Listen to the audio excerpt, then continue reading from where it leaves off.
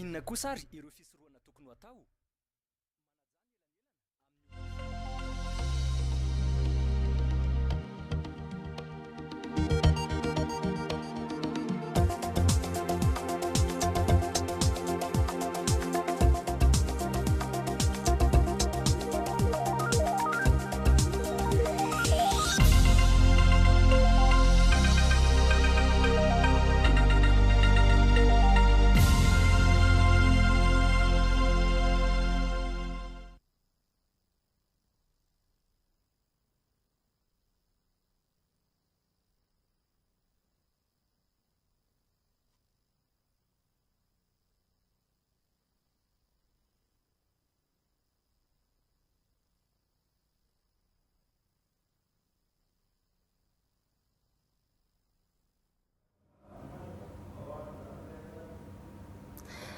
Falitavaraka amintsika hatrany mbola manaraka ny vaovaon-tsary ny televiziona malagasy amin'ity alahady ity tompolasy tompokivavy raha sendra tratranay mpisakafoana indray ianao amin'izao ohatr' izao dia mirary anao zo tomana sady manasanao ihany anaraka hatramin'ny farany fampahalalam-baovao rehefa mifarana tahaka izao ny herinandro dia mihetsika ara-kolotsaina ny zavakanto ny resaka fanatanjahantena no tena misongadina ka iompana betsaka amin'izay ny vaovaontsika androany resaka zavatra mahafinaritra mampiala voly isika ankoatra ny resaka fampandrosoana ny firenena moa izany mazava ho azy ka izatarantsika ny fiarana dia ny fanatanjahantena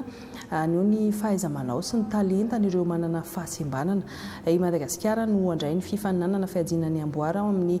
champion an-dranomasimba indiana ho an'ireo olona manana fahasembanana izay atao amin'ny volana oktobra sy ny volana novambra izao ka nampahafantarina moa izany atao anatin'ny famaranana ny fiajinany amboara paralympique 2024 izay natao tetsy amin'ny kianja filalaovana baskety tetsy Mahamasina ka taranja sivy no nandraisana anjara tao anatin'izay araka ny fanangonam-baovao ny Mira Andrianjavy sy Fanirikely. Sivy no taranja andraisan'ireo manana fahasembanana anjara atao anatin'ny fifananana championnat paralympique 2024 ity. Ao anatin'ny basketball sur fauteuil roulant, ny athlétisme para, ny paranatation, ny pétanque, ny tennis sur fauteuil roulant, tennis de table, goalball sy ny doorball izay samy natao andreo manana fahasembanana ara-pahitany. Herinandro no natanterahana izany ary ny sabotsy no nanaovana famaranana. Teto izao dia ny lalao basketball eo amin'ny vehivavy ka ny faritra Atsinanana no nifanandrina tamin'ny faritry Matsiatra ambony. Championnat izay hiditra ao anatin'ny andiany faharoapolo. Mahafinaritra moa izany dia hoe mivoatra misandrahaka hatrany ilay discipline raha ny atomboka tamin'ny discipline vitsivitsy izy ankehitriny efa voalaza izay hoe efa any amin'ny sivy discipline izay natao teto taranja izay natao ary amin'ny taona ho avy efa maminaviana sahady manana ligidy 20 ny ao anatin'ny Madagasikara Paralympic Committee ka 700 ireo délégationna nandray anjara tato anatin'ity fifaninanana ity. Ny mahafinaritra ho azy ireo dia tena hoe mavitrika izy amin'io fandraisana anjara ny taranja ara-panatanjahantena izany satria tsy mieritreritra ny tenany ho samihafa amintsika izay olona atao hoe valida zany izy ireo fa dia tena mieritreritra mitovy amintsika ihany. Efa maro ireo atleta malagasy no nandray anjara ny sehatra iraisam-pirenena ka ho an'ity taona ity izao dia Madagasikara no andray ny Coupe de Club de Champion de l'Océan Indien. Madagasikara no andraisana ny Coupe de Club de Champion de l'Océan Indien izay fanandrinan'ireo club champion ato anatin'ny ranomasimbe indiana ary izay dia anamafisana fa efa miditra anatin'ny sehatra iraisam-pirenena isika na eto anivon'ny ranomasimbe indiana na eo anivon'ny izao tontolo izao. Ny volana oktobra hatramin'ny novambra no anatanterahana io fifaninanana io.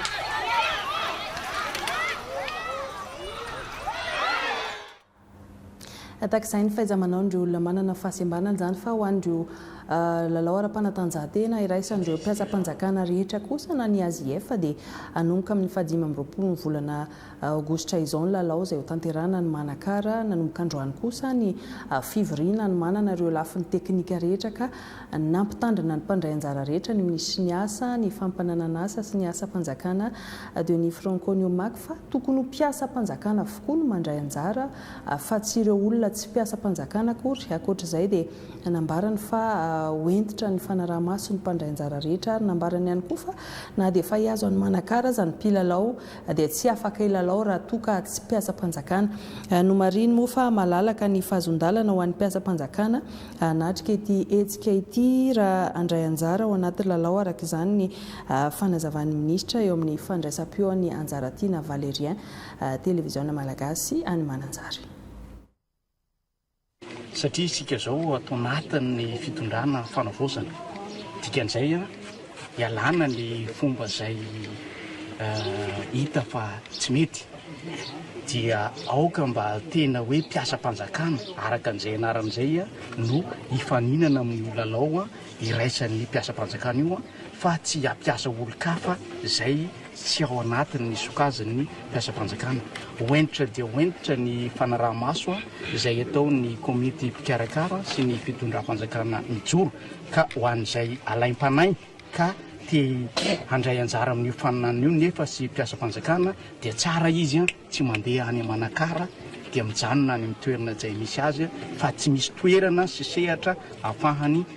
mandray anjara amin'io AZF amin'ny taona izay karakaraina ny Manakara ka dia manantena ny rehetra mba samy handray an'izay toromarika izay mba tsy misy alaim-panay ampiasa mercenaire araka ny teny mahajady. Moa zany isaka ny ministera dia efa manana ny lamina izay efa nataony ary ny AZF araka an'izay anaran'izay dia natokana ho an'ny mpiasa-panjakana ka tsy misy ny sakana, tsy misy ny olana amin'ny fanatanterahana an'izay ka aoka kosa mba izay ny antony hijanonanao amin'ny asa aman-draharaha izay ataonao fa tsy hoe handeha any toeran-kafa fa tena hoe hamonjy sy handray anjara amin'ny AZF many. Nandritry ny dian'ny minisitra tany Mananjary avy eo nitokana foto-dravitra asa tany Nosy-Varika moa no niresahan'ny minisitra izay ka hoentina amintsika eo ihany ny vaovao mahakasika izay rehefa avy eo fa aloha isika hijanona amin'izay vaovao mikasika ny AZF izay satria antolakandro teo no niainga ireo atleta misy 25 ho an'ny teo anivon'ny ministera ny serasera sy ny kolotsaina manokana manome lanja ny maha-olona ny minisitra sady miaino ny etaetan'ny mpiara-miasa ka antondra fampitaovana sy fanohanana ho an'ireo mpiara-miasa sady nitsodrano azy ireo ihany koa araka ny vaovao entiny voirana Espérance Rizerkutso. Taranja ara-panatanjahantena efatra dia ny atletisme, ny baolina kitra, foot super vétéran sy ny foot 7 mixte, ny baskety ary ny tsipy kanety be. Ireo no andraisan'ireto atleta 25 avy amin'ny ministera ny serasera sy ny kolotsaina anjara mandritra ny AZF izay atao any Manakara mandritra ny 12 andro. Ahafahan'ireo atleta mahazo vokatra tsara ho voninahitry ny ministera dia paikady napetraky ny minisitra mialoha mandritra ary aorian'ny fifaninanana ny fifampiainoana ho fanomezana lanja ny mpiara-miasa. Misy lanja ny avokoa ato amin'ny ministera na piasa kely sy bitika indrindra aza ny andraikitra izay raisina dia misy lanja manomboka ny ampamova vady ka hatrany amin'ny ministra dia verinay fa mpiara-miasa avokoa ato ary izay no tsy ampiasana ny hoe mpiasa amin'ny ministera fa tena mpiara-miasa ato amin'ny ministera satria izy ireo no tena afikafoka sy lalandra mampandeha nyity ministera ity. Natolotra teo am-piangan'ny delegasiona ireo fanamiana iraisana mandritra ny fanokafana ny AZF sy ny maillot ary ny vatsin-dalana ho an'ireo atleta mandray anjara izay misolotena ny ministera ny serasera sy ny kolotsaina. Androany zany dia hoe io ministera tsika zala tsika mireharehana io serasera sy kolotsaina io ny voninahitro io no andamosinareo sy ny servisy no isoloanareo tena any zany manomboka androany sy ny fitaliavana fa io serasera sy kolotsaina io dia mino sy matoky fa tsy omenatra koa nareo amin'ny lalao izay ataonareo. Za kosa nefa mampanantena fa raha mitondra kopy eto nareo hitanareo natao ministra.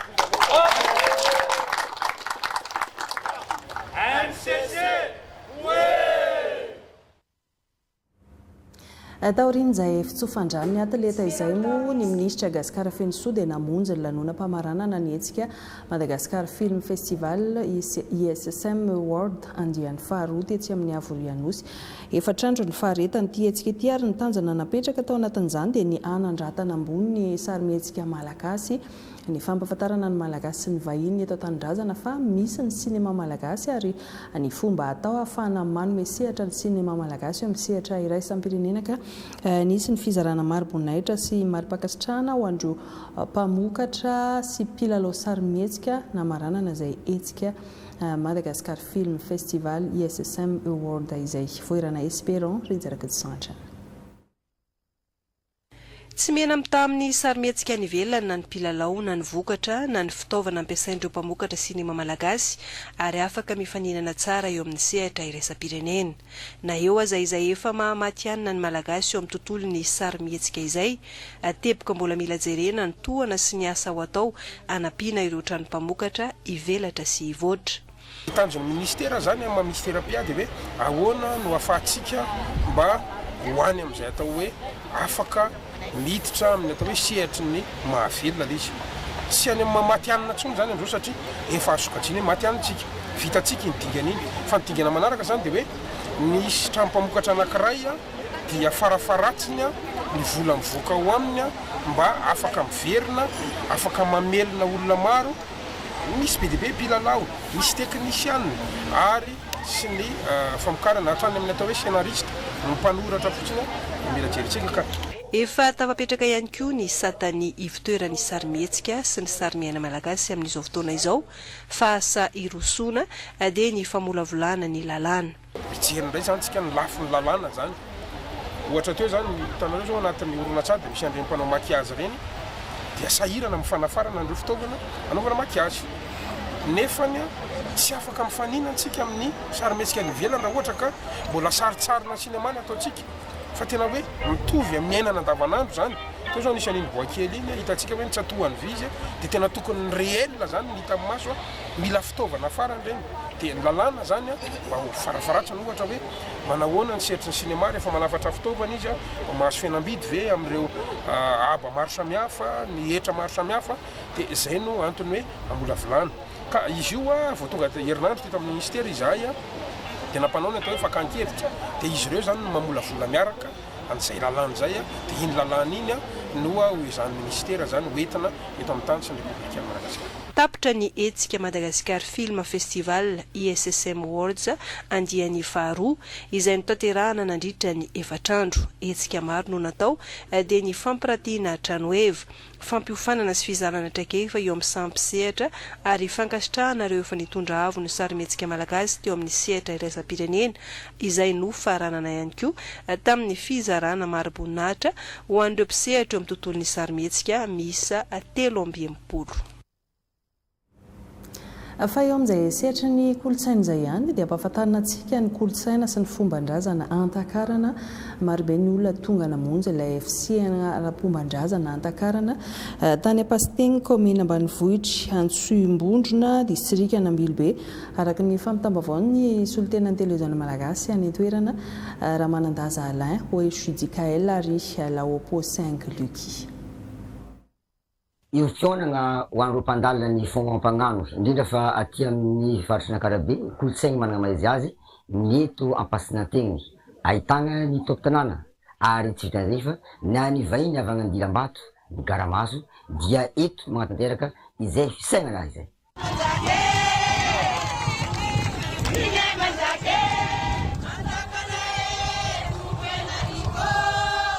Raika amby efapolo taogno nagnabiafana ampanjakana Antakarana tsy miaro fahatelo varavarana mba ahafahany vahoaka misika Ampasinanteniny ahazo fahasoavana sy fitahiana amin'ny alalan'ny fangatahana sy fagnadiovana fisaigna izay ataony. Mbola mipetraka tsara ny fagnajan'olo fomba io ary mavelom-bola hatramin'izao. Fokosaka lava zafy fotsiny Ankarabe atao indraiky isan-taogno zo ka niany moa ny andra nataoko nagnanaovana zegny amin'ny fanjava zotro fanjava Antakarana io nagnanaovana zo fanjava ibiafany varavarana andro soahasiny azony meva azony soa jiaby ilaigna ny famalavalagna ny fomba tiavany ianao ary aza petraka na nino karazagna fandrosoagna misy agny amin'ny toerana zay misy anao agny fa ny malagasy anao dia tanà ia zegny tsy tovizanao amin'izaniza zay managna fierté fa managna fototro io remany mahanao anao ny tantaranao maizy azy anao magnaja zay fomba zay ary ajain'olo anao am'izay fotoagna zay noho ny fotoagna mety ho teritery an-tanàna ny aviagna ny asa mandraharaha sy eo koa ny fady amin'ny andra misy olo indraiky fony miseky efa mody fa tsy misy koa ny maharatsy ny miseky indroe amin'ny andra roe samihafa amin'ny fisaigna-pasinanteny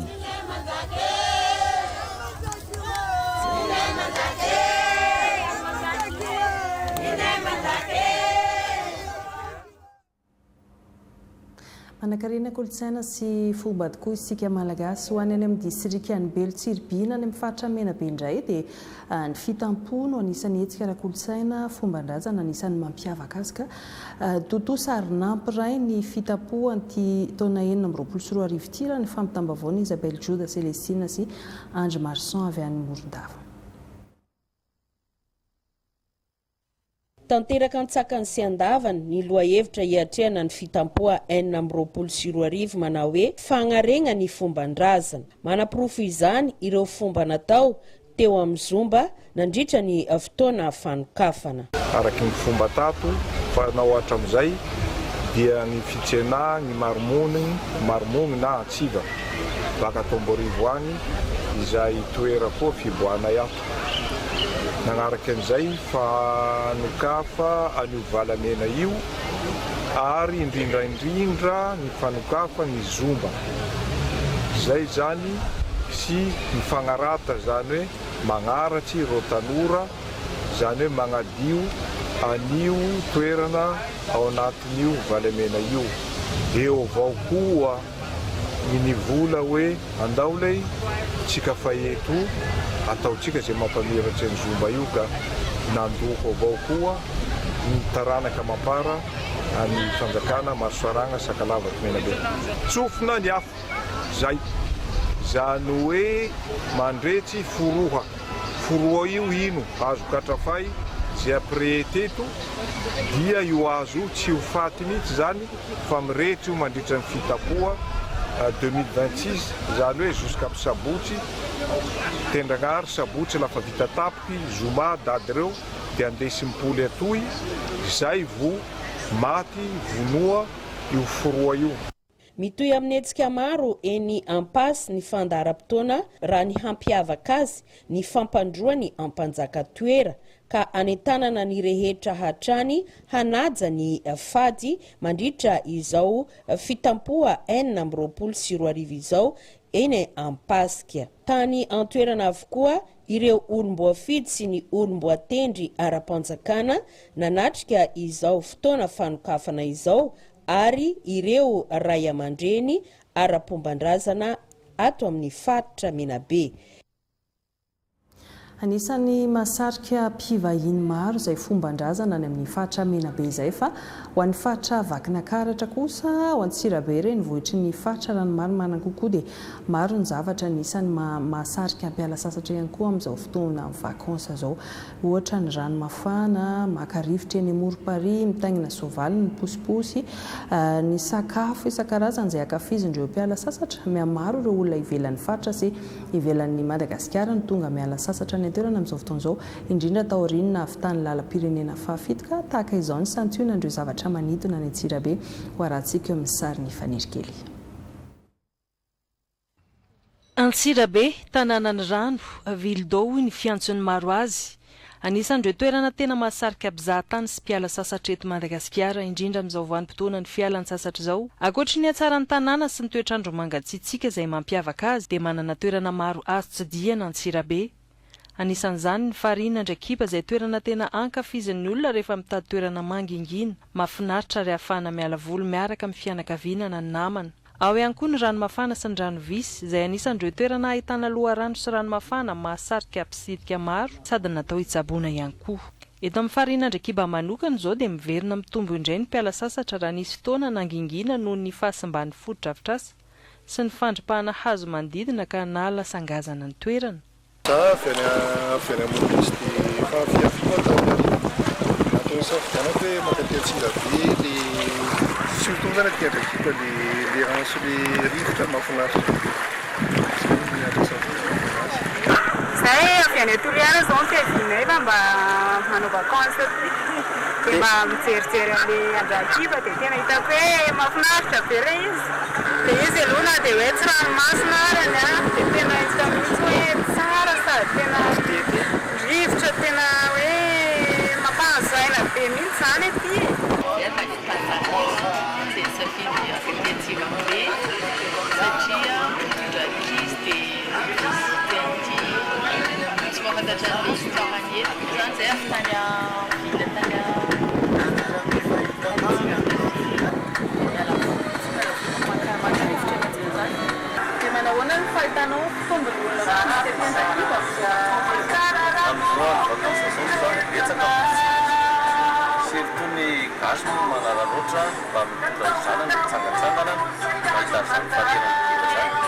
Zao mpanao vata eto Andrakiva, mpanao ara-malagasy varotanay teto zao efa tamin'ny 1995 fa mitombo taty aloha zany be client be visite sady lasa mivoatra ty be activité be zavazavatra activité dia zay lasa mampazoto amin'ny makaty gasy aloha ny tena betsaka zay rehetra zany fikambanana ny association mpanao vato sady ara-malagasy dia efa ela be zay miorina teto dia anisany anisan'ny miarany tontolo iainan'io raha tsy teto zany zay efa betsaka ny tontolo iainana zay betsaka miarana teto fa zay rehefa misy mifamaizana any ambadika any dia mivarovato rehetra zany no anisany tena hoe mahonjy izany rehetra mamboly azo taona ihany koa zay zay zany anisany tena hoe miaro an'ity toerana ity zany reto mpanao ara-malagasy eto Andrakiva reto izy hoe mahafinaritra voatsy izy am'zao satria efa misy karazany lavatra karazany restaurant misy karazany bar misy fialambo misy karazany zany misy misy gasy ny tena lina satria gasy moa sady tanàna eny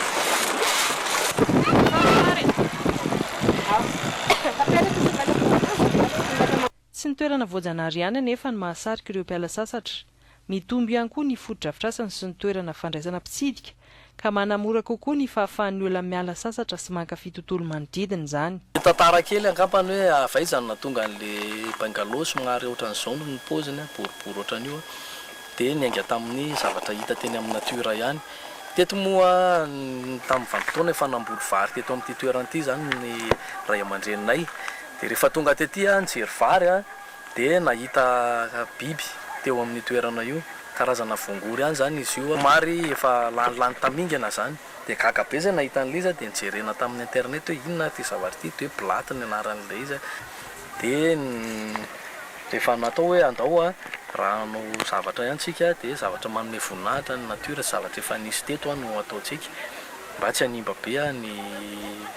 ny sarin'ny tanàna zany. Na toetrandro na foto-drafitrasa na sakafo na fitaterana dia anisany mahasarika mpiala sasatra betsaka fa vao maika ny nampitombo izany ihany koa ny fahavitany lalam-pirenena fahafito satria lasa tsara ny lalana. Izay zany ny vaovao manodidina ny fialan-tsasatra sy ireo kolontsaina ny resaka fanatanjahantena fa any amin'ny farany vaovao isika dia mbola iverenantsika izay resaka kolontsaina izay fa no izantsika ny vaovao aloha dia resaka fampandrosoana isika. Nahitam-boka ny fiara-miasa eo Madagasikara sy Kanada ary amin'ny sehatra raha-toe-karena ny fizahantany ary ny fanabeazana ary manomboka miditra eto amintsika ireo mpandraharaha eo amin'ny sehatra ny fampiasam-bolaka isy ihany koa ireo andihana mpandraharaha malagasy hitady fiara-miasa ny Kanada amin'ny volana oktobra izao miaraka amin'ny mpikarakara ny fiana ny chambre de commerce et de coopération Canada-Madagasikara araka ity tatitra izay hoentiny mira indrianjafy amintsika ity eo amin'ny sany Shakira Gotomanga. Raha valo volana amin'ny ankapobeny ny iraka tao amina firenena iray vao ahitana vokatra mivaingana. Roa volana teo dia efa nahitam-bokany ny fitadiavana fiara-miasa amin'ny Madagasikara sy Kanada ka tao anatin'izany ny resaka fifandraisana ara-barotra, fizahantany ary ny sehatry ny fanabeazana. entreprise telo amby folo nandray anjara institution anankitelo ministère ny commerce sy ny consommation ny EDBM ihany koa ny vokatra concret zany latsaka kely ny 1000 contact teo no azon'ireo mpandrarah ireo 2 millions de dollars en cours de négociation finalisation amin'izao contrat et 5 millions de dollars d'intention d'achat zany manifester ndre partenaire sy contact rehetra hita tany akoatran'izay koa vokatra ny vaingana ny sapahitanana indrindra ny participation ny EDBM tamin'ilay izy dia misy investisseur efatra zao efa tantany zareo ankehitriny hiditra eo amin'ny sehatra maro samihafa eto Madagasikara dia misy ilay mission investisseur koa no entinay taterahanay teo tamin'ny volana lasa teo. Nisy ny tatra sy fanomezam-baovao ho an'ireo orinasa malagasy anao iraka ny Canada ny volana oktobra ho avy izao izay karakaraina chambre de commerce et coopération Canada Madagascar na ny Kanitrana. Tanjona ao anatin'ilay hetsika dia voalohany aloha zany le mission économique andiany fahavalo izay efa lasa dia ny fampiroboroboana ny commerce sy ny échange économique entre ny Madagascar sy Canada dia ny ho an'ity mission économique manaraka ity indray dia fampiroboroboana ny fizahan-tany eto Madagascar zany hoe hanao promotion ny Madagascar aux destinations touristiques mba ho fantatry ny Canadiana ka ampitombo ny isan'ireo Canadiana ho avy hitsidika ny Madagascar eo amin'ny sehatra ny tourisme zay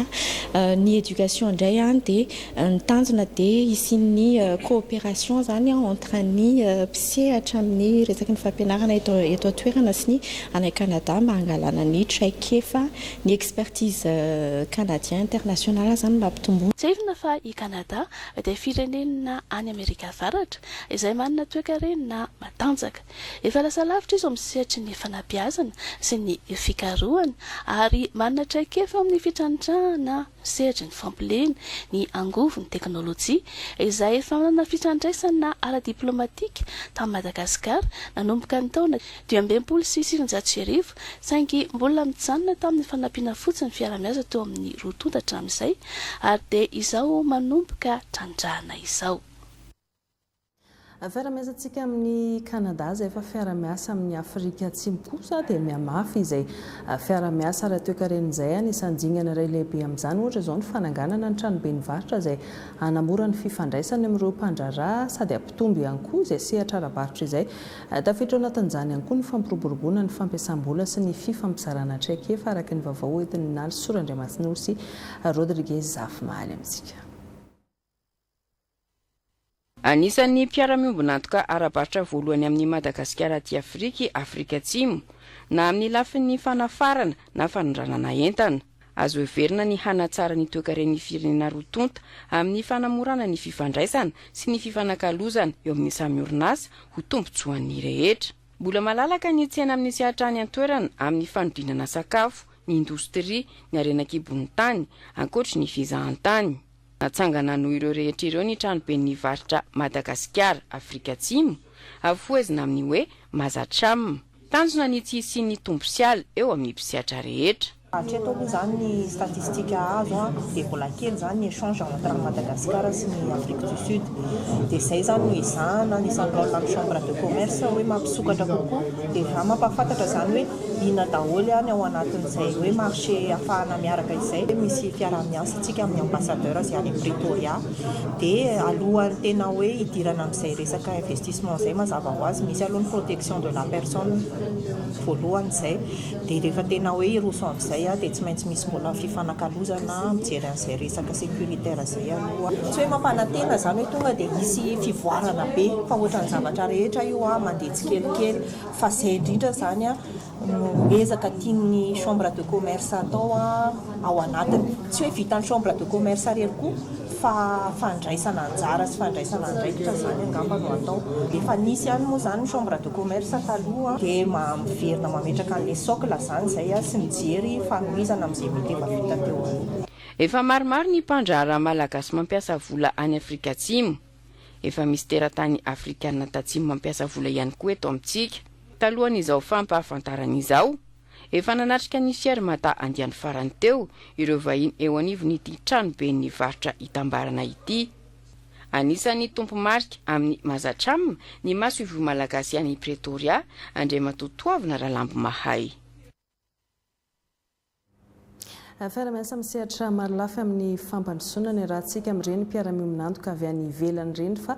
raha fampandrosoana misehatra ny famatsiana rano fisotro madio dia misy vovon-drano miisa 320 no azo miponina ao Fanivelina distrika Nosy-Varika fotra-afitrasa avy tamin'ny fikambanana hydraulique sans frontières izy ity ka nitokana izany tany an-toerana ny amin'ny siniasa ny fampananasa ary ny asa panjakana izay mpiay ny faritra iny araka ny famitambavao Anjaratiana Valeriansy Lucas Georges Solomon. Anisan'ny misedra olana amin'ny rano fisotro madio ny distrikan'ny Nosy-Varika anisan'izany ny eto amin'ny komina ambanivohitra Fanivelina rano maloto amin'ity rano be ity no hoan'ny mponina ato anatin'ny komina ambanivohitra Fanivelina. Nitady vahaolana ny ray aman-dreny ao an-toerana anisan'izany Père Pierrot Bototsara izay anisan'ny zanaky ny komina ambanivohitra Fanivelina. Nisy arak'izany ny fiara-miasa avy amin'ny association hydraulique sans frontières nanome voninahitra amin'ny fandraisana amin'ny fomba ofisialy ny fanomezana avy amin'ity fikambanana mpanao asa soa ity ny ministra Piany Faritra Vadivavy, ministry ny asa sy ny fampananan'asa ary ny asa panjakana Denis Franco Niomaka ka tonga teto Fanivelina distrikan'ny Nosy-Varika nitokana tamin'ny fomba ofisialy ity vovon-drano mamatsy rano fisotro madio ato anatin'ny komina ambanivohitra Fanivelina ity. Fotodrafitrasa mamaly ny filana aty fotony moa izao dia isorana ny tompon'antoka ny angady nananina sy ny vinahitana dia ny HCF ekara ny afatra ho an'ny mpitsitraka dia aoka hay agnaza ny kojakoja mba hampateza ny fotodrafitrasa toy itony satria azo lazaina fa tsy voasamba ny fitokanana zava-bita teto amin'ny tany sy ny firenena indrindra fa aty amin'ny faritra misy isika fa eo amin'ny faharetany mametraka olana noho n'izay hoe sifisina fikojakojana zay.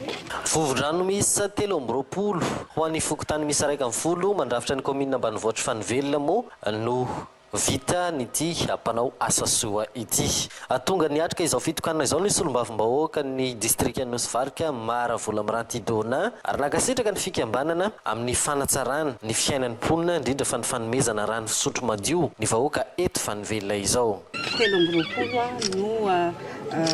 puits ana rano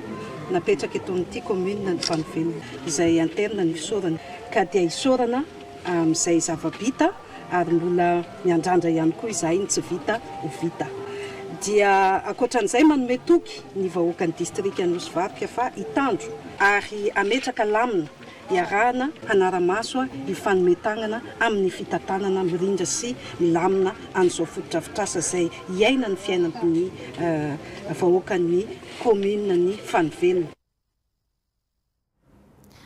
Resaka fotodrafitrasa famatsin-drano izay fa fotodrafitrasan'ny lalana kosa ho an'ny distrika Nanjozorobe izay atao anatin'ny faritra Analamanga dia manao toivakana ny fanamboaran-dalana ho entin'ny fanjakana Foibe any an-toerana analana ny fahasahiranan'ny mponina sy ny famoahana ny vokatra izany satria efa mihoatra Nanjozorobe ankehitriny ny voarabe dia mampitohy an'Antananarivo sy Toamasina nasy mpanamboarana ihany koa ny lalam-pirenena fahatelo mihazo an'Anjozorobe ary farany dia nahazo taovana vaventy toy ny engin avy amin'ny faritra Analamanga ny distrika Nanjozorobe anamboarana ireo lalana izay mampifandray ireo komina miisa 7 ao anatin'izany distrika izany araka ny vavoentin'ny Lovasoronjy.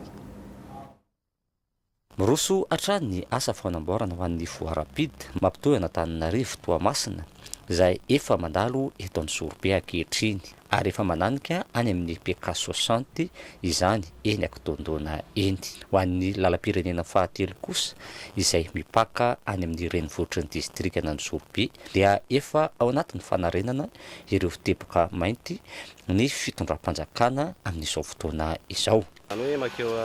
Anjozorobe avy any Antananarivo. Ny trajet moa zany taloha manodidina ny adiny 4 sasany adiny 5 teo izy taloha. Fa amin'izao zany misy ny fanamboaran-dalana dia efa eo amin'ny adiny 4 adiny telo sasany ary raha ohatra hoe tsy dia mijanonjanona. Eo amin'izay resaka lalana izay indrindra dia namaly ny etaetan'ny mponina ihany koa ny lehiben'ny faritra Analamanga ka efa tonga eto atoerana ireo engin izay anamboatra ireo lalana mampifandray ireo commune 7 atao anatin'ny distrika Antsorobe. Ao anatin'izao fitondrana fanavaozana tarihan'ny colonel Mikael Randrenirina izao kosa dia aseho anay amin'ny alalan'ny asa, amin'ny alalan'ny tolotanana izay atao, amin'ny alalan'ny tantsorika izay atao, amin'ireo commune maro samihafa mandrafitra an'izany distrika Antsorobe zany fa tsy faralaintsony Antsorobe fa efa isany mitanany loha laharana ato anatin'ny faritra Analamanga raha resaka hoe fampandrosoana andresantsika. Dia ny fanolorana zany anireo fitaovana na ny engin manamboatra lalana satria fantatritsika tsara fa ny lalana no lalandra mampifandray nireo commune ao anatin'ny distrika ary mampifandray ny samy distrika ihany koa ato anatin'ny faritra Analamanga. Izay eo anivon'ny faritra Analamanga raha maheno ny tatitra sy ny fitarainana ireo ben'ny tanàna tsy ao anatin'ny distrika Antsorobe rery fa manerana nireo distrika rehetra dia io resaka lalana io zany tena mampitaraina ny ben'ny tanàna. Ary izany indrindra ny tondranay fisaorana sy fankasitrahana feno voalohany ho an'ny fitondram-panjakana Folobe dia ny filohan'ny fanavaozana colonel Mikael Randrenirina. Indrindrandrindra izay nisolo tena azy ny ramatoa lehibe amin'ny faritra Analamanga manantena izahay fa vovova ary tsy hoela ny olana izay mianjady ny tantsaha indrindrandrindra eo amin'ny famoahana vokatra ny ivezivezen'ny mponina. Miainga eny fotony ny asa fampandrosoana ka ny valy avokoa ny fangatahana nataony ireto ben'ny tanàna ireto amin'ny asa fanorenana ireo foto-drafitrasa, simenitra, tafo ary vy sy ny maro hafa no natolotry ny lehiben'ny faritra Analamanga azy ireo. Mbola amin'izay resaka foto-drafitrasa izay hatrany dia anisan'ny nandrandray ny vahoaka fatratra fa tena ilaina andraisana lanonana sy fivoriana ny fanamboarana tranopokon'olona raha ho any amin'ny commune Loriandava distrikany Brickaville any amin'iny faritra Tsinanana iny ka tanteraka ny fanirian'izy ireo amin'izao fotoan'izao tafapetraka ny vato fototra mitety-midy hatrany amin'ny 520 tapitra ariary ihany no natanterahany izay fanorenana izay araka ny fampitamavao Emile Jocelyn. Hanorenana tranopokon'olona vita amin'ny simenitra eto Loriandava Brickaville 20 metatra ny halavany, 10 metatra ny antsakany izay mitety-bidy 520 tapitra ariary ka vola madidio ny faritra Tsinanana no hanamboarana ny foto-drafitrasa. Raha efa simba ny rivodozany fanesy kosa ny tranopokon'olona teto teo aloha. Ny filoha lefitry ny anteny meram-pirenena ty amin'ny faritanin'ny Thomas na Fidèle Razarapiera no tonga nametraka ny vato fototra ho fanombohan'ny asa. Io ihany fanamboarana tranopokon'olona fa efa enay ny olana aty aminareo mila hitanay maso mbetanana teo ny resaka fianarana ny resaka fahasalamana. Ny ampahany tamin'ny fampianarana efa jerevantsika fa anaovana antso amin'ny ministry fanavaozam-pirenena iny any matombo ben'ny tanàna mikasika an'ilay lycée dia namanao amin'iny azy adiny fa tsy possible zany lycée dia efitra roa zany fahasalamana raha ministry fahasalamana rehefa nahita ny olona ny trano médecin zay dia fa nanaindraika maly ho ampanay trano médecin fa zao kosa ny trano vita fa médecin ny maso ary raha mety dia azanasana hela familan'izany aty ny antony izety brano teo iny rehefa tsy misy train maty eo amin'ny teny olona marary. Araka ny toromarika avy amin'ny filohan'ny fanavaozana ny Repoblika dia foto-drafitrasa mifanaraka amin'ny filan'ny vahoaka no apetraka. Fokomaly zao tany amin'ny commune Fitraomby izay filana avy tamin'ireo tsolombavam-bahoaka no nilazany fa bureau-ny commune no filana maika dia mitanterantsika zany tany dia miano ndraika zany aty amin'ny commune Loriandava dia trano tokon'olona mirefy eo amin'ny 10 metatra ny sakany 20 metatra ny halavany no tanterahana tatia faly ny vahoaka satria mitodika amin'ny commune tsirairay ary mamaly ny filan'le olona ny asa fampandrosoana ataony afaly. Mitaraina amin'ny olona ny fifamovoizana an-dalamby ireo vahoaka aty Loriandava. Iny lalamby ity no mampivoatra ny commune manamorona an-dalambe na vita fianarana bioloty afaka mandeha tomasina tsy Antananarivo Moramanga karaha olona natao hairano zay amizao karaha breka isaka tantsaho ny azo indohany Brickaville na Moramanga ino raha ivolomanay amin'izany fa ny fangatahana mba ireo amilony io lalandio. Ny fanindran-dalana tamin'izao dia ny filoha lefitry ny anteny meram-pirenena ty amin'ny faratany Tomasina izao ny fametrahana samboady ho any ireo lefitry ny ben'ny tanàna misy roa ato anatin'ny commune ny Lorindava Brickaville. Raha misehatry ny fahasalamana indray dia efa antitra ny foto-drafitrasa sy ny fandriana andraisana marary eo amin'ny CHRD2 Vangaindrano any amin'ny faritra atsimo atsinanana iny zara raha misy kidorony any amin'izany tobim-pahasalamana izany ka miezaka mamaha izay olana iainany vahoaka izay ny fitondrana nanolotra kidoro ny ministry ny fahasalamana niaraka tamin'ny ministry ny Jony sy ny toe-karena manga izay tany itoerana araka ny famitambavany Poudroniage. Efa antitra avokoa ny foto-drafitrasa eto amin'ny hôpitaly be na ny CHRD2 Vangaindrano miteteny atafo tahaka izany ihany koa ny fitaovana ampiasaina simba ny fandriana handraisana ny marary zara raha misy kidoro miezaka mamaha izany ny fitondram-panjakana ankehitriny mitondra vanim-pitaovana hamaliny ny filan'ny vahoaka ka hampitoviana avy ny faritra sy ny distrika rehetra amin'izao fitondrana fanavaozana izao. Ministeran'ny fahasalamam-bahoaka izay sy misahatra miaso andreo manalina mitady ny fomba rehetra hanatsarana sy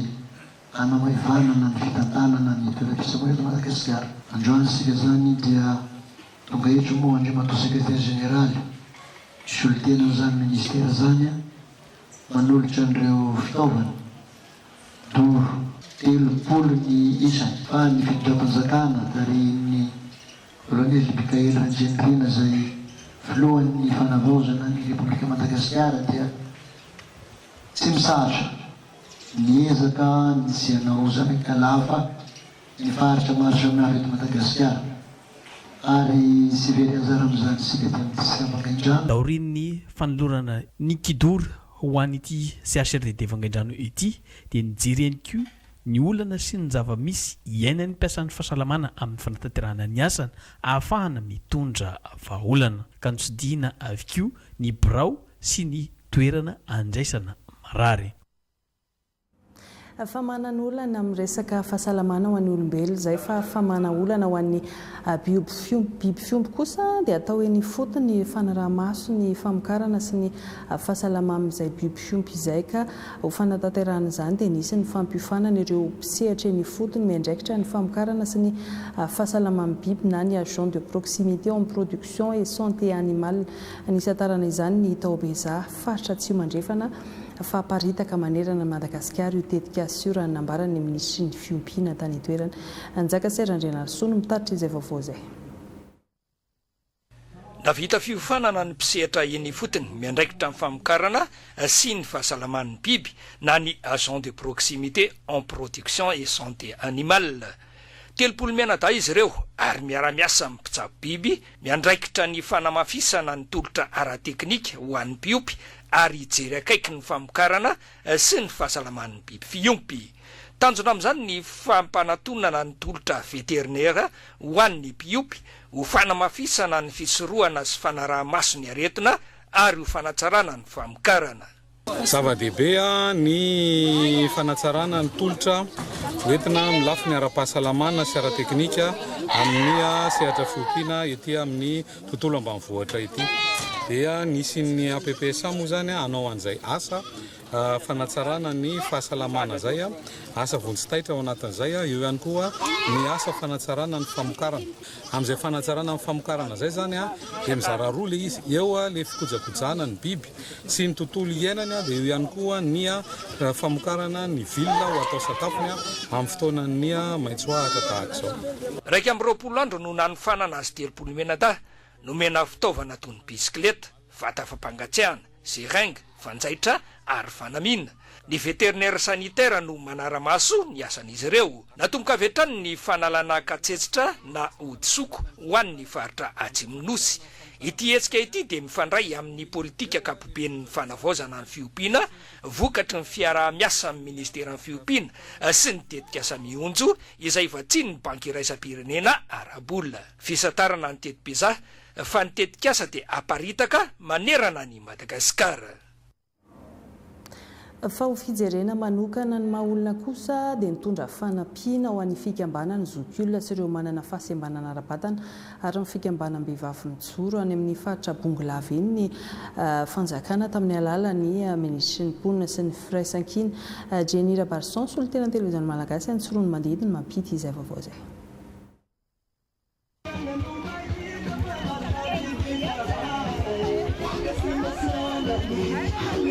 Ny fantoka tanteraka tamin'ny asa sosialy fanampiana ireo zokiolona sy fikambanany sembana ara-batana ary ny fikambanam-behivavy mijoro eto Bongolava ny fitsidihana nataon'ny ramatoa minisitry ny mponina sy ny firaisan-kina teto amin'ny renivohitry ny faritra izay tafiditra amin'ny politika mpanjakana ny fijerena ny maha-olona izao hetsika izao ka vary, menaka, kojakojan-dakozia, bodofotsy, fauteuil roulant sy ny fitaovana ho an'ireo sembana ara-pianona sy ara-pahitana no natolotry ny fitondram-panjakana amin'ny alalan'ny ministeran'ny mponina sy ny firaisan-kina. Ny antodianay moa zany dia iraka avy any amin'ny filohan'ny fanavaozana ny Repoblikan'i Madagasikara sy andriamatoa Prime Ministra lehiben'ny gouvernemanta.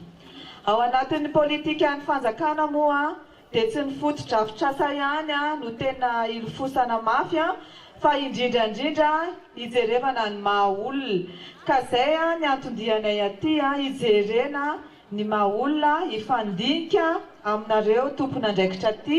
ahafahantsika mijery ny vahaolana maharitra ahafahantsika rehetra misitraka an'izany fanampiana sy fisonjovana antsika eto amin'ny faritra Bongolava izay ary indrindra koa tsy adino satria marina tokoa ny teneninao teo honorable fa efa misy ny asa maro ataon'ny ministeran'ny mponina izay manakaiky dia manakaiky antsika vahoaka dia ezahana moa ny ampirindra an'izy ireny hanamafiorina an'izy ireny ary hanitatra an'izy ireny amin'ny faritra maromaro. Androany aloha dia ianareo zokiolona olona manana fahasembanana ary indrindra ianareo fikambanam-behivavy no hisitraka an'ireto fanampiana izay hitantsika manoloana ireto. Nanome toky amin'ny fahavononana amin'ny asa fampandrosoana ramatoa lehiben'ny faritra. Ny vehivavy dia tenenina foana hoe fanaka malemy, tsy atompoko, tsy fanaka malemy izahay. Fa vonona izahay ny fanometanana ihany koa amin'ny asa fanompoana an'ity firenena malalantsika ity indrindra ho an'ny faritra Bongolava manokana. Ny tenako manokana dia manome toky ary manome izay fahavononana izay mandrakariva amin'ny adidy sy ny andraikitra amin'ny fanatanterahana ny asa fampandrosoana aty amin'ny faritra Bongolava. Namafy ny solombavam-bahoaka voafito teto Tsirony Mandidy raha fanomezantsy Lucien fa miezaka manakaiky ny vahoaka amin'ny fitondram-panjakana fanavaozana eo amin'ny sehatra rehetra. Tsy diso anjara tamin'ny fandalovan'ny ramatoa minisitra ihany koa ireo zaza beazina teto amin'ny fikambanana ONG Famille fa nahazo vatsy ho fanampiana avy amin'ny fitondram-panjakana izay efa nijoro ny karakara ireo zaza sembana ara-batana na ara-pahasalamana na ara-panahy ary ny fampianarana azy ireo nandritra ny 30 taona ny ONG Famille. Koa nanamafy ny minisitra fa vonona amin'ny fiara-miasa mba hampiroborobola ny ONG eto Madagasikara nandritra amin'ny fitsidihan'ny toerana fikarakarana ireo zaza sembana beazina eto amin'ity toerana ity. Zokiolona 70 no mivondrona anaty fikambanan'ny zokiolona ka notsidihan'ny ramatoa minisitra ihany koa ity tranoben'ny zokiolona eto Tsirony Mandidy ity. Ny fanindran-dalana tamin'ny fandalovan'ny ramatoa minisitra mponina sy ireo delegasiona miaraka aminy ny zaika be ny fiangonana METM nandritra ny 2 andro taty amin'ny faritra Bongolava. Fa nisan'ny nojerena manokana ihany koa ary nomena fanampiana ireo zazalatsaka ny 5 taona tratra ny tsy fanjarian-tsakafo any amin'ny distrika ny Sakarainy ao anatin'ilay hetsika vonjelongo tanterahany fitondram-panjakana amin'izao fotoana izao ka ny ekipan'ny BNGRC moa nanolotra izany tany an-toerana natratra 540 mahery-tany tokantrano misy sitraka izany fanampiana izany araka ny vaovaona ampitain'ny Romualdi Marianora solitena televiziona malagasy any Sakarahany.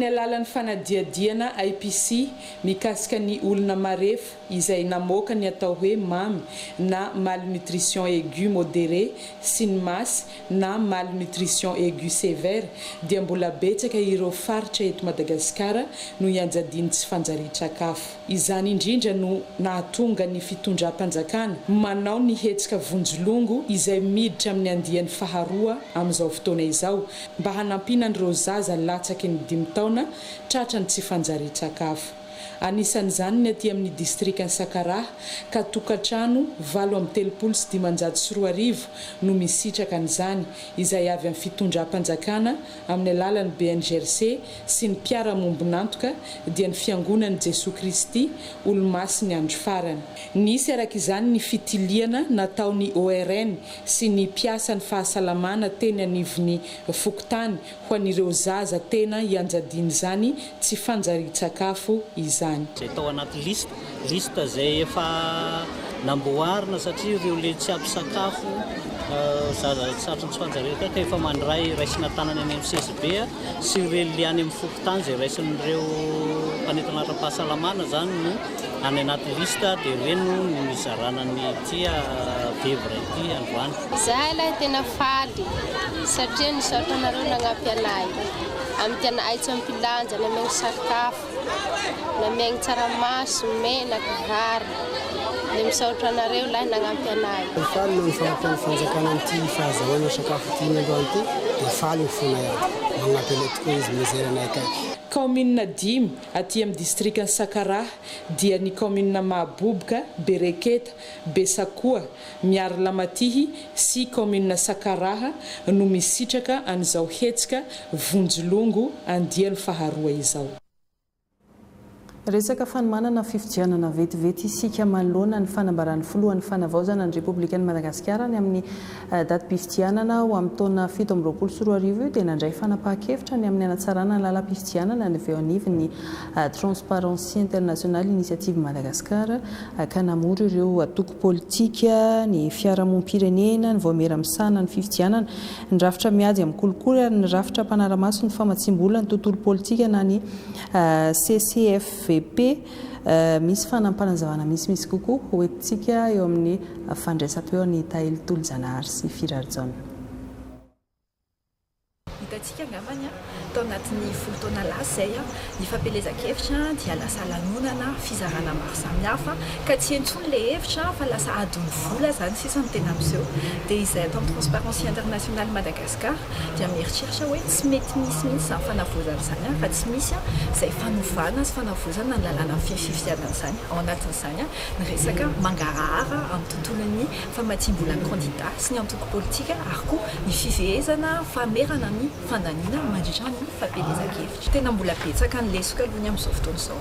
Voalohany indrindra ohatra ny famezana vola bebe kokoa na hoe ahafahany zareo miasa bebe kokoa ny CCFVP. Zareo amin'izao dia zareo tokony hoe manara-maso ny vola izay mikorina mandritra ny fampelezan-kevitra. Amin'izao nefa zareo dia tsy manana ny vola, tsy manana fitaovana ahafahany manatanteraka an'izany zavatra izany. Fa ao anatin'izany koa ny rosazy izay tsy ampy ao anatin'ny lalàna satria na ohatra ka misoratra ao anatin'ny lalàna hoe tokony mangarahara ny famatsimbolan'ny candidat dia tsy sazy mihitsy manaraka an'izany. Ka na tsy mangarahara izany izy dia afaka manao izay tiany ataony fotsiny ireo candidat dia izay hitantsika hoe mbola tsy voafehy mihitsy ilay izy. Ankoatran'izay tsy voafetra ny vola fandaniana ampiasana mandritra ny fampelezan-kevitra. Dikan'izany afaka mandany vola izay tiany izany ry zareo, afaka mandany vola amin'ny t-shirt, amin'ny sakafo mafana izay zaraina amin'olona ka endrika kolikoly ara-pifidianana ihany izany satria entina anodikotonana ny safidin'ny olom-pirenena. Izay amin'iny fa ho an'ny fanilo ny fanavaozana ny Madagasikara na ny FFM izay anisany manohana ny fitondrana fanavaozana dia efa miparitaka manerana ny commune, district ary ny faritra amin'izao fotoana izao ny ratsy mangaikany anisany nazona hakim-baovao ohatra izao ny tany amin'ny district ny Marivoaindra ny vavana mpitain'ny cadre Miolarson Wael Ramarson solitenan'ny televiziona malagasy any ivelana. Maro ireo resy lahatra amin'ny fampandrosoana entin'ny fitondrana fanavaozana ankehitriny naneo ny firaisan-kinana ireo mpikambana ao amin'ny fikambanana fanilon'ny fanavaozana ny Madagasikara aty amin'ny distrikny Marivoy. Tamin'ny alarany diabe niaingy avy eo amin'ny rond-point hatrany amin'ny tranopokonyolona miboina efa mijoro sy mitsangana ary manerana ny commune 12 ny FFM. Lanonandehibe izay nametrahana tamin'ny fomba ofisialy ireo mpandrindra communaly no anton'izao hetsika izao. Manana ny foto-kevitra ijoroany ny fikambanana FFM. Miporofoy ny vahoaka ny Marovoay androany fa miandrandra zany atao fanavoasana zany ny vahoaka amin'ny Marovoay. Ary anetana antsika rehetra ihany koa fa ny fanavoasana dia tsy ho anay irery ihany fa ho antsika rehetra. Dia makasitraka makatelina ho antsika rehetra izay tonga nanotrona tamin'ny anio ty ary manantena zahay fa hitondra izay fanomezan-tanana firalahiana fankatiavana ao anatin'izany distrika amin'ny Marovoay izany. Ny mpandrindra communal dia misy andraikitra nametraka amin'izareo. Indrindraindrindra fametrahana ireny fototra eny anivon'ny Fokotany sy ny anivon'ny eo amo isan-karazany ireny. Ny tanjona dia ny fanapariana ny FFM manerana ny Fokotany miisa 750 ato amin'ny distrika ny Marovoay. Mitaky finiavana izany ho an'ireo mpandrindra communaly izay vao nahazo ny taratasy fanendrena avy any amin'ny birao foibe ka miantso sy fanomezan-tanana amin'ny olo-pirenena miandrandra fanavoazana. Antenaina fahoriana izao fametrahana izao dia hiasa ao anatin'ny fampivondronana ny distrika Marovoay mba ho tena fitaratra ho an'ny fanavoazana tokoa. Midika ny fanendrena androany fa manana fahefana amin'ny asa izay atao ao anatin'izay FFM izay. Asa izay asa makadiry nefa ny raisina mpanetretena ao anatin'ny fanavoazana tokoa ary ampimbonina ny olona rehetra amin'ny fampandrosoana nyty Madagasikara indrindrandrindra ny voafaritra ao anatin'ny distrika Marovoay. Tonga nanotrona sy nanome voninahitra izao lanonana izao ny filoam-boninahitra Andriamatoa Yvon Randriamialson sy ny Bureau National ny FFM, ny mpandrindra faritra Boeny sy Vatovavy Fitovinany ary ireo bureau ny FFM distrika Marovoay. Ny teny filamatra noentina nankalazana izao hetsika izao dia ny hoe zaho koa fa mitsika FFM izay.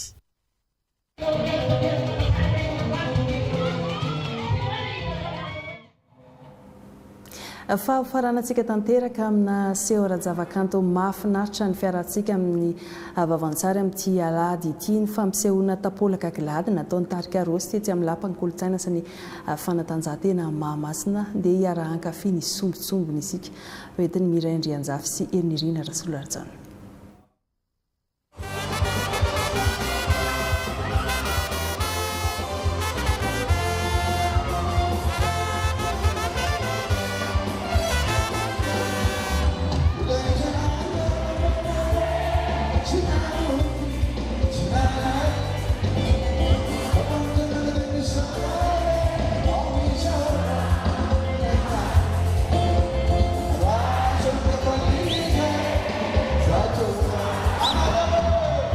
Fanatanteraka teto amin'ny lapan'ny kolontsaina sy ny fanatanjahantena teto Mahamasina tao anatin'ny ora maro, tao anatin'ny tapolaka gilady tamin'ny alalan'ireo hira izay fa tsy afaka ambava maro.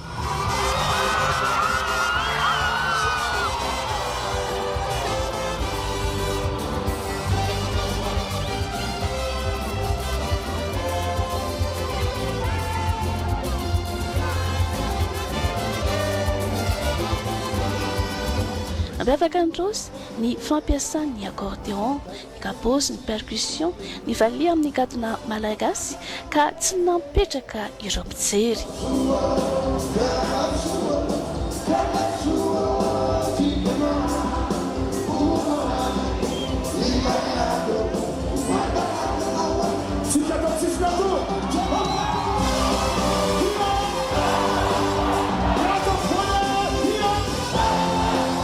Hetsika izay manamarina maha-andrarezana mozika malagasy azy satria vao 7 taona i Rosy na i Paul Bert Rasmanana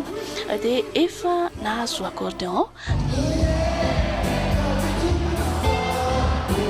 ary nianatra mitendry ka manome izao mozika izao.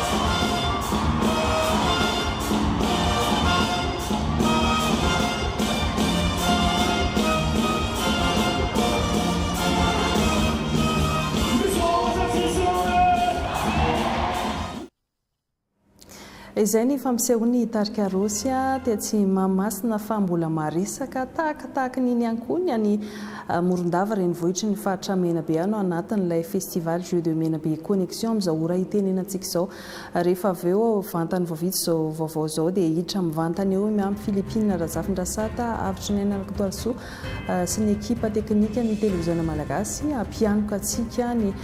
famaranana izay etsika goavana izay nitanterana nanomboka tamin'ny lakamisy teo ary ny farana androany aza misaraka amin'ny televiziona malagasy ary fa mbola ihanoka tanteraka ao anatin'izay lanonam-pamaranana ny festival Jeux de Menabe Connexion any Morondava izay sika eto amin'ny televiziona malagasy mandra-peona manaraka indray tompo lasy tompo vavy raha pitsika iaraka amin'ny Irène Ravololarmanga indray. Velomary tompoko.